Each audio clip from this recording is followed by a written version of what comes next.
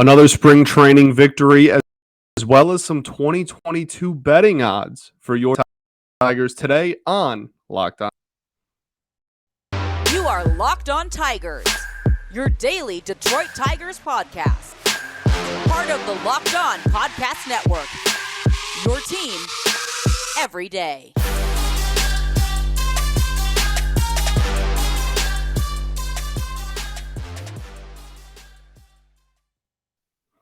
What is up, everybody? Welcome back for another edition of Locked On Tigers. I'm, of course, your host, Scott Bentley. Today is Thursday, March 31st, last day of March.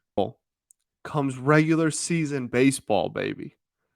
March 31st, 2022. Thanks for making Locked On Tigers your first listen every day, free and available wherever you get your podcasts. We are going to cover the spring training game against the Phillies. Nice little victory for the Tigers there yesterday. So we're going to go over that. BetOnline.net just dropped some betting odds and some over-unders and all that kind of stuff for individual player performances or props that we're going to go over and talk about kind of where they stand for all of them.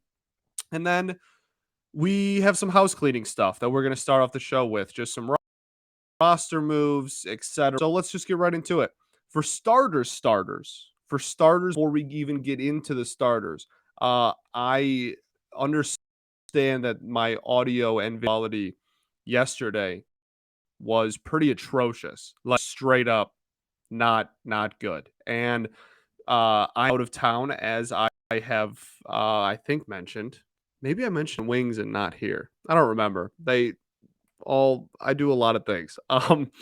But I am out of town. I'm down seeing some family, my mother, and so I am not if don't have my usual setup. I got like my dual setup going. My internet's a lot not not as consistent as my beautiful internet when I am home. So I apologize if quality is wanky and not great and not up to the standards that I wanted at, nonetheless the standards that you want. So I apologize for that here through the week. So just a couple more episodes with it. And then by next week and well before opening day, we'll be back to regular scheduled programming. So if it continues to be bad, just know that I am aware. I appreciate you guys reaching out and voicing your concerns, because I want you guys to do that. If you think something is whack, I want you guys to reach out and be like, hey, this kind of so I'm glad that so many of you reached out, and just wanted to address it. Like, hey, I am aware. I know I'm trying my best. I'm trying a little bit of a different thing today. It could be better. It could be even worse than it was yesterday. So we're gonna see what happens. I won't know until it's up. Unfortunately, that's the way that our setup is. Anyway, that's a whole nother thing. Going down a whole different rabbit hole. Let's just get into Tigers. Okay, so thank you guys for pointing it out. I am aware. I'm trying the best with what I got, but that's the current situation. So the Detroit Tigers. Let's talk some ball. Pineda finally got his work visa all settled. That's awesome. I'm not even 100%. I think it's a work visa. I should probably just say visa, because I'm not 100% sure what type of visa it is, and I don't want to get in trouble if I say the wrong one, but I'm reasonably sure it's a work visa. Dude, what's going on with my light right now? You guys see that? If you're watching on YouTube, you just saw. I feel like I'm in a horror film right now. That was terrifying. But he got his visa issue, I'll just say, worked out, and he is going to now head up to camp. They don't expect him to be fully ready and stretched out by opening day, which makes a ton of sense, because this dude was signed after spring training had started, thanks to the lockout.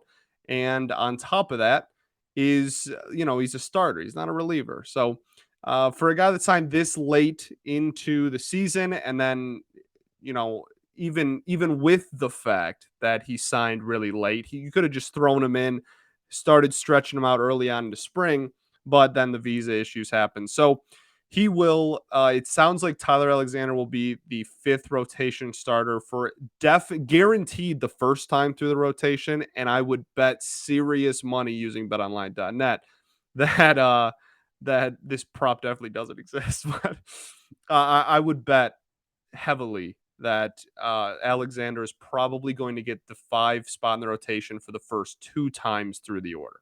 At this point, I would be pretty shocked, honestly, if Pineda was ready to be just like ready to go starter every 5th day by the second time to the rotation. But still well worth the signing, not like the sky is falling situation.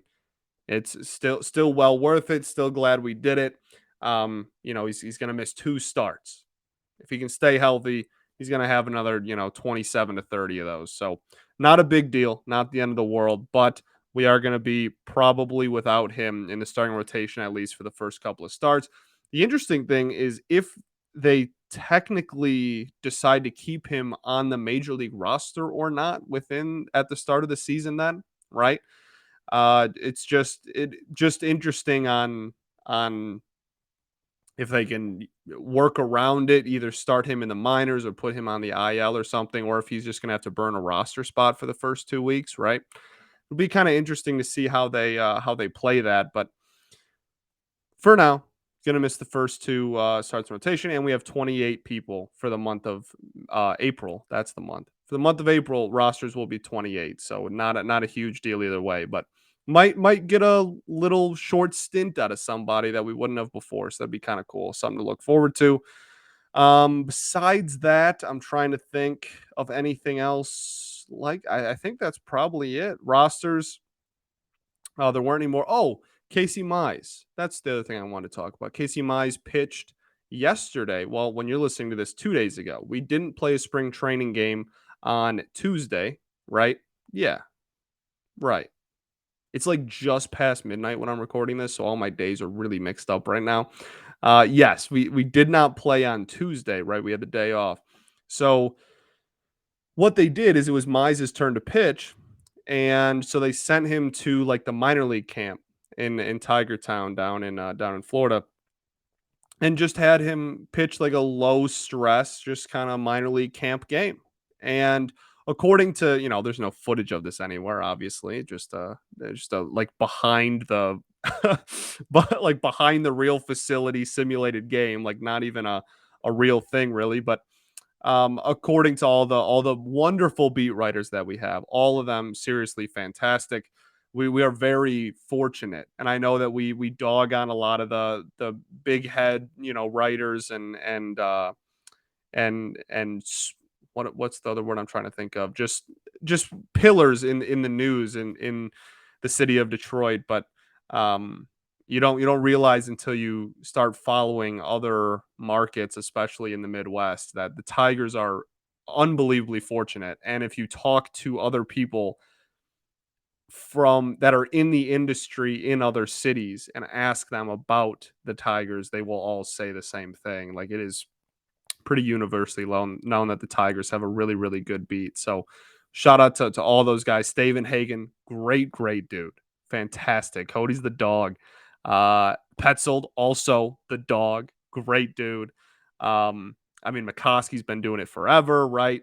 Beck, Beck's an encyclopedia, basically. We really are fortunate. So those guys did some great, just quick little reporting on what happened with Mize's game. And they basically said that it was a really, like I said, a low stress, not a big deal to anybody. Just wanted to make sure that he got his innings that he was scheduled to get that day. Exactly. Because they're all part of a very strict throwing program at the current moment, and are obviously for all of regular season, but especially in the spring. Those training programs get super, super strict. And so he had to throw on Tuesday. And so he did throw on Tuesday, right? But yeah, just nothing crazy to report. They said that the defense behind him made a ton of errors. Not to be unexpected, being that it was the minor league camp. I guess that's kind of on brand. Said he got hit around a little bit at one point, but nothing that was like, concerningly a lot. And yeah, it was fine. So there you go. Mize pitched. He was supposed to pitch, so he did. Not a big deal at all. Tyler Alexander will be the 5th starter for the first at least 2 times through at guaranteed 1 time in my eyes. 2 times at least. I really don't see any way Pineda's back the second time through. And that's about it for housekeeping. I think that's all the stuff. There haven't been any other roster additions or subtractions since yesterday's episode as far as like trimming down the 40-man or the spring training roster. So that's about it. Bingo bango. Let's get into the spring training game. I guess that's just naturally the next thing to go to. First, though, I got to tell you all about betonline.net. After months of playing, college basketball has determined the top teams for the Final Four and will determine this year's national champion this coming week. Betonline.net is your number one source for all your betting needs and sports info. From all the latest odds, contests, and player props, you name it, BetOnline remains the best spot for all your latest sports developments, including podcasts and reviews for all the leagues this season. It's not just basketball either. BetOnline is your continued source for all your sports wagering needs and information, including live betting and your favorite Vegas casino games. Head to the website or use your mobile device to learn more about the trends and action. BetOnline, where the game starts.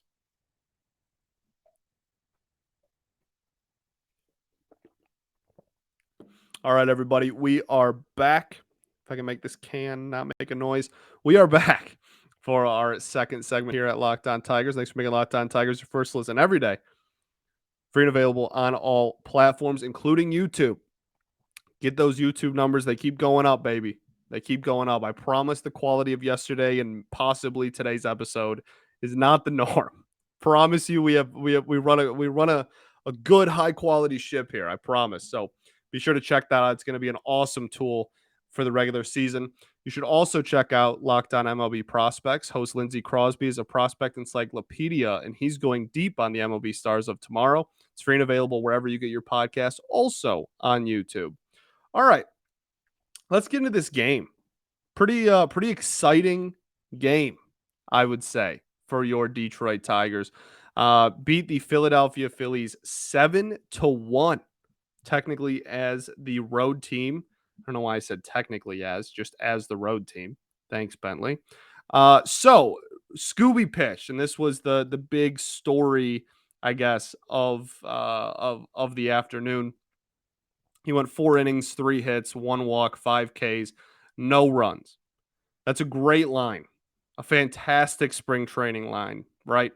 The thing with Scooble has been and will continue to be the exit velocity he gives up. We talked about it after his first start. We're going to talk about it again. Shocker. He went 4 innings. He got his 5 strikeouts, only had 1 walk. Beautiful. No runs against. Really solid outing. The average exit velocity was 88 miles an hour. While that's not catastrophically, oh my goodness, horrific, it's not great either. Last year, he had an average exit velocity throughout the season of just over 90, and he was in the 13th percentile in all of baseball in average exit velocity against. For those who are unaware of how sliders work, that means that's the bottom 13%, not the top 13%, right? So he is his average exit velocity. There are only 12-ish percent of all qualified pitchers last year had a higher average exit velocity given up throughout the course of the season. So it was a little over 90. Today's was 88. I think just about on the nose, maybe 1/10 off, whatever.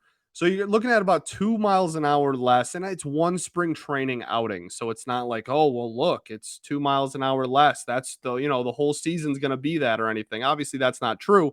But he was giving up hard hit balls like crazy in the last outing. I mean, like crazy in his last spring training outing. So while it was a very good outing and his slider looked beautiful, the slider was absolutely fantastic today.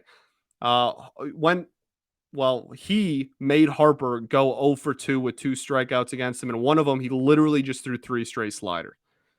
Good morning, good afternoon, good night. Boom, boom, boom.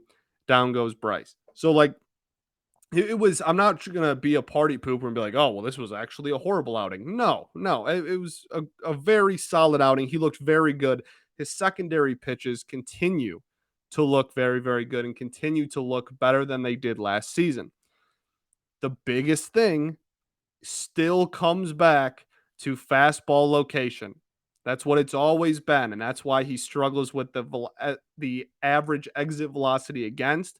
It's why he struggled with it his entire major league career, and it's why it continued to be high today. He'll throw he'll throw heat, and sometimes it'll cause a whiff. He had a lot of swings and misses today. He always has a lot of swings and misses. We can always count on him for that, right? But he also will have it catch a little bit too much of the plate, and people will take it for a ride. Again, not a bad outing. Far from a bad outing. A really encouraging outing, honestly. The point I'm just trying to make is that the same big issues that were prevalent last season are very much still prevalent this early on into spring. We'll see how he develops throughout the year. We'll see what Fetter's got for him. But there's a lot of fastball break that breaks toward the center of the strike zone instead of toward a corner. That's all. Still a great outing. Still a very good outing. Like I said, the secondary stuff for him today was fantastic. We already talked about the slider. Curve wasn't really utilized too much, but the changeup was really good. I thought it was a really, really impressive outing, and I'm really pumped for the year that Scooble could put up, man. Really, really excited about it. Offensively, I mean, we put up 7. Not a bad day at the office, right? Oh, also Gregory Soto pitched. Anytime he pitches, I'm just going to fanboy over him. Perfect inning, 2 Ks. Velo was about 98, where it's been all spring. Beautiful. Cisnero pitched. Haven't seen him too terribly much this spring, honestly. At least not that early in games, I guess. So, but whatever. He was solid. 1 walk, 1 K, no runs. Michael Fulmer gave up a tank to Bryce Harper, but outside of that, looked decent. Was just a soft contact kind of aficionado in the inning outside of the Bryce Harper tank, obviously. But yeah, I mean, that was the only mistake he made that inning. And it obviously, even if it did cost us the game, it doesn't really matter. So all in all, there's your pitching rundown. I mean, Nolan Blackwood pitched fine. So yeah, sure. Offensively, Akil Baddoo goes 0 for. First time we've really seen him. He still has an OPS over 1,000 on the spring, just because that's how good of a spring he's had. But starting to maybe cool down a little bit. Doesn't matter. No. Robbie Grossman with a knock. Really hard hit, pushing 100 miles an hour on that one. Javi Baez, nice little RBI double. He crushed that one as well. The stuff he does on second base is so cool. Like he did like the Jordan shrug earlier, and then he did like hook 'em horns, I guess. Today on second. Like he's always got something to do at second when he gets on base. It's really, really cool. Jamer had a great game, kind of a give me double. I don't even think he believed that he should have been on second base, but we'll take it. 1 of 2 hits. Miggy had a really hard hit ball to the warning track. Should have been a fly out, but it wasn't. We take those. Scopey was crushing the ball. The big thing, well, there's 2 big things. Green and Torkelson, the talk of the town, obviously, looked great. Riley Green, that kid's now OPSing at 1,500. You heard me correctly. Riley Green's OPS in spring training is 1,500. Yep. 1.500. Exactly. He's not bad, He's okay. 2 knocks again this game, one of them being a pretty hard hit ball. Love that man. Hope that he's in center field on opening day. Nothing to believe he won't be. Spencer Torkelson, also, he went 0 for, but he had a couple of RBIs. He roped a ball over like 101 exit velo. Roped a ball to short at one point. I mean, he has a 768 OPS and a 261 average. Like, I mean, again, he's crushing the ball. He's not getting a ton of strikeouts. He doesn't look overpowered. It's all fine. It's all fine and dandy. It's all good, baby. And those aren't bad numbers anyway. Kreidler looked great defensively at third base. which is interesting. I think they're just going to try and put Kreidler at as many infield positions as they can this season in AAA. Like, seriously, I think they're going to throw him at short, third, second. Might even get some time in first, corner outfield. Who knows? I think they really like him. I think they really like him still, and I truly believe that they are just going to try to make him a super utility like Ben Zobrist type of guy, because they can't fit him in really anywhere else immediately. They might just throw him at second as well and just say, we don't have a plan after Scope at the end of the season for second base. You're the plan now, brother. Like, take it and run. They might do something like that too, but I think Paredes is also in that mix. Cody Clemens is now in the 40 man. He's in that mix. There's a couple of guys kind of jockeying for that job, that second baseman of the future label. That's wide open, honestly. We talked about that a couple episodes ago. But I think, especially again with how good Kreidler looks defensively at every position in the infield, I think they might just take that and run with it too. I think they might just throw him at a bunch of different positions and not see if any of them stick. Just throw him out there and say, hey, if you can be a plus defender anywhere in the infield, you'll get a call up, baby. Like, Hinch loves that. You'll get a call up right quick. So something to keep an eye out for in the minors is just, what position is Kreidler playing every night? Because I have a feeling it might be different. I think that's it, probably. Yeah, really solid game. Fun watch. Kyle Gibson's a pretty good pitcher. So it was fun. And Scooby, like I said, great outing. Okay, let's get into some of these betting odds. There is a couple of interesting lines for the Detroit Tigers this season. None of these are going to be win or loss. They're going to be like individual player type of lines. There's a couple of really, really interesting ones, and we will get to those right after this.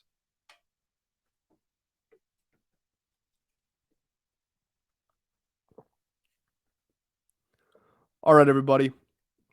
We are back here for our third and final segment of Locked On Tigers. Thanks for making Locked On Tigers your first listen every day. Free and available wherever you get your podcasts, including, what am I going to say? Including YouTube, baby. You already know. Okay, let's get into some of these Tigers-based player props. Like I said, no season, win totals yet. We'll get into those as well as the season gets closer. But for now, the ones that betonline.net is starting to roll out are individual player based, and they take a look at some of the bigger names for every team and just talk about over under RBIs, home runs, wins for like pitchers, etc. So for starters, we have Javi Baez over under 27.5 home runs for the Detroit Tigers. Javi Baez has hit over 27 home runs 3 different times in his major league career, last year being one of those times. I think he hit 30 between Chicago and New York last season. And then I believe 17, 18, I believe he went over. He had 30 in one of them and then high 20s in the other. It was either 17, 18 or 18, 19. Regardless, he's done it 3 times in his career. I mean, look, man, he's now in Comerica. And honestly, for me, if I got 22 to 23 home runs from Baez and he just played elite defense, I would be so happy, right? I don't need 28 home runs from Javi Baez to justify the signing for me. If he plays great defense, keeps that OPS reasonably high, and gives me, a low to mid 20s home run total being in Comerica Park, and some of those that aren't homers turn into doubles, I'll be a happy camper. So if the doubles totals go up, the home runs dip below 27.5, I'll be fine. I would take the under on this. I think it's pretty difficult to it's really difficult to take the over on anybody that's playing in Comerica for the first time in their career. Really difficult. Like any non-prime Miguel Cabrera person, I have a just tough time being like, oh, you're in Comerica for the first time? Yeah, let's take the over on home runs for you. It's a tough one, especially, I mean, even outside of Comerica, playing in Wrigley, he's only eclipsed that total 3 times in his career. I'm going to take the under on it.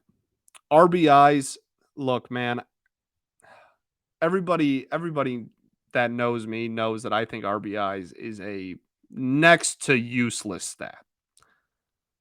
I mean, truly, I find zero value in when it comes to evaluating a player.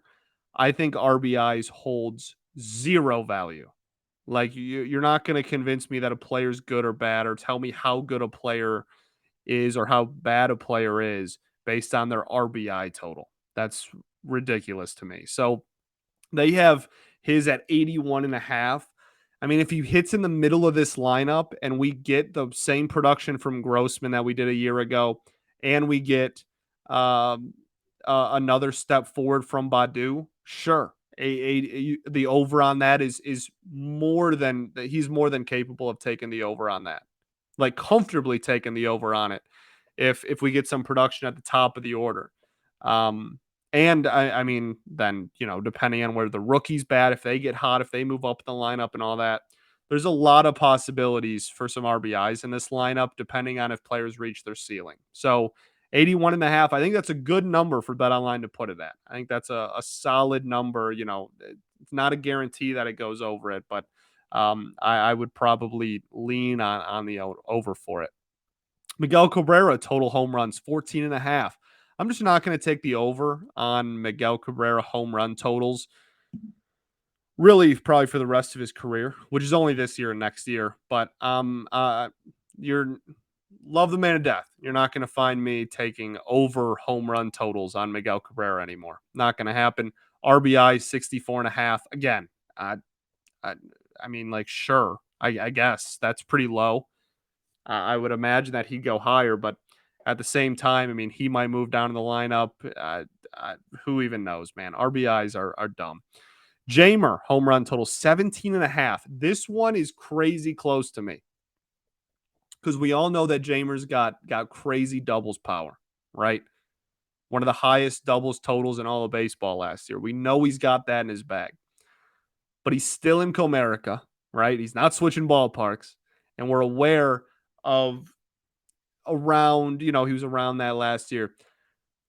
I think I would take, man, that's so close. That's so close. That's tough. I think I would take the over. I'm going to take the over. I took the under on the first two. If those are correct, we'll take the over on Jamer. I don't think he's going to hit 30 or nothing, but 17.5, maybe he hits 19 or has a 20 home run season or something nice like that. I'll take the over on Jamer home run totals. RBI 70.5, whatever. Sure, over. Jonathan Scope home run totals 21.5. I'm going to take the under on that one. And I might regret it. And I know that when you look at second baseman in the American League, he's one of the best home run hitting second baseman of the last half a decade, maybe even the best, I think, in the last like 4 or 5 years.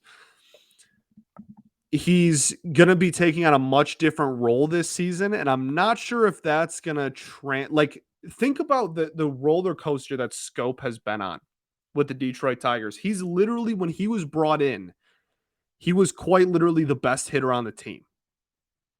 Like, straight up. He was signed to a 1-year deal, 2-year deal. And he was a low-level free agent signing in the scope of baseball. And we were just so bad that he was the best hitter on our team. And now he has no pressure on him. He's not going to be that high-pressure guy in the middle of the lineup, the top 4, maybe even top 5 in the lineup. Like, it's just crazy. And he's gotten no worse. Like, he's the same player he was. It's just the team has grown and taken such big steps that he's straight up going to go from like the 2 or 3 hitter that we're going to rely pretty heavily on to get our runs batted in from, our RBIs from, right? Our runs created from. And we're going to turn that into, he's probably going to be like our 6 hitter this season. Just crazy. 21.5. I'm going to take the slight under, but that's a really good number. That's a really good number to put it at. I think he's going to be around that 20 to 22 range. Akil Badu, home runs, 17 is where the over-under's at. I'm going to take, man, why am I taking the under on everybody? This is lame. I'm going to take the under on this too. And I think it's just for precautionary reasons. I mean, if he even remotely figured out how to hit lefties, I'm going to look like a fool. But I think that we're going to get a lot more doubles from Akil Badu before we would get a lot more home runs from Akil Badu. Does that make sense? I don't think his production's going anywhere. I think his production's going to go up, actually. I'm very high on Badu this season, but for home runs specifically, I'm gonna take the under on 17. Casey Mize win totals. If you want to talk about a stat that might be more useless than RBIs, pitching wins has got to be right neck and neck. I mean, they got to be just right there going head to head, battling for what's the stupider stat. His is at 9.5. I mean, if we're going to be the second best team in a division that got better, in my opinion, I'm going to presume that our second best starter is going to have more than 9.5 wins, but dumb stat. If he doesn't hit it, it's not his fault. Eduardo Rodriguez, win totals 11. I would like to think, again, the ace for our team, if we're going to be second in the division, is going to have a win total in the teens. We'll take the over. But again, still a dumb stat. This stat's not dumb. Erod total strikeouts, 185.5. I am taking the over. I am happily taking the over, and I'm not looking back. I think a fully healthy season of Erod getting presumably the most starts out of any other pitcher in this organization at the major league level this year. I am smashing a 200K season for Erod this year. I'm going all in on 200Ks for Erod. So I'm taking the over on that one. And then the only one we got left is Tarek Skubal over under 8.5 wins. I guess I'll take the under just because I took the over on the last 2 win totals and the whole rotation isn't going to go over over their win totals. So I guess I'll take the under on him. But dumb stat. We already talked about Scooby enough today. He got his moment in the show. Okay, that's it. That's it. We're gonna have more as they roll out more and more odds, whether it's player props. They're gonna do their team win total stuff as they release more stuff. BetOnline.net. We're gonna talk about them as they roll out. So just a fun thing to talk about at the end of a show as we head into the season. Thanks for making Locked On Tigers your first listen every day. Now make your second listen Locked On MLB. Host Paul Francis Sullivan, please call him Sully, brings you his unique perspective on the major leagues, both past and present. It's free and available wherever you get your podcasts, including YouTube, just like this one, baby. Hopefully this quality is better. If it's not, I apologize. There's really nothing I can do until I get back home. It's only going to be for the next couple of episodes. And then when I'm home next week, we'll be back to business as usual. All right. Thanks for putting up with me. Thanks for rocking with me. Cannot wait for this season, baby. We're going to do numbers. Cannot wait. Peace and love. Going to therapy's dope. And I'll catch y'all tomorrow, baby. Go Tigers.